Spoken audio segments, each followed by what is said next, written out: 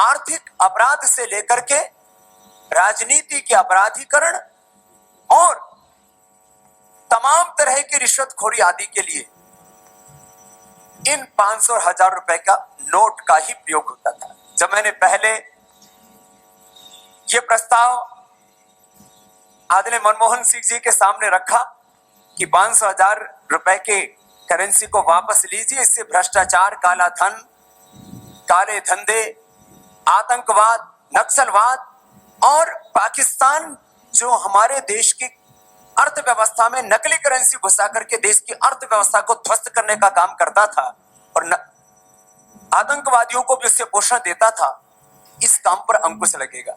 उन्होंने मुझसे कहा ईमानदारी से कि स्वामी जी, आपका तर्क तो सही है, लेकिन मैं इसको कर नहीं पाऊंगा। एकदम सत्य बात कह रहा हूं आपसे। उसके बाद मैं आदरणीय नरेंद्र मोदी जी से मिला, ये उस समय गुजरात के मुख्यमंत्री थे।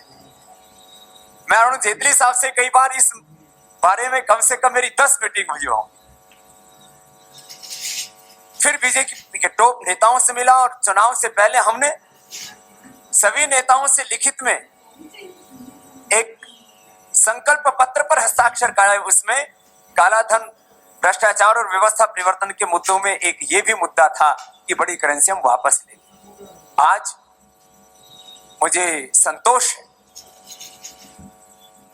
कि ईमानदार लोगों को गौरव अनुभव हो रहा है कि आजाद भारत में एक ऐसा प्रधानमंत्री जिसने एक बहुत बड़ा राजनीतिक साहस दिखाया और बहुत बड़ा एक निर्णय लिया।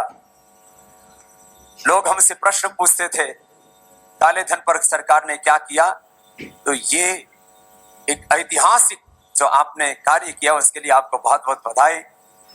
तो मोदी साहब ने हंस करके मुझसे कहा कि स्वामी जी, काम तो हो गया है, अब देश के लोगों को धैर्य के साथ इस काम में सहयोग करना होगा, तभी जाकर के ये काम सफल होगा आर्थिक शुद्धिकरण का।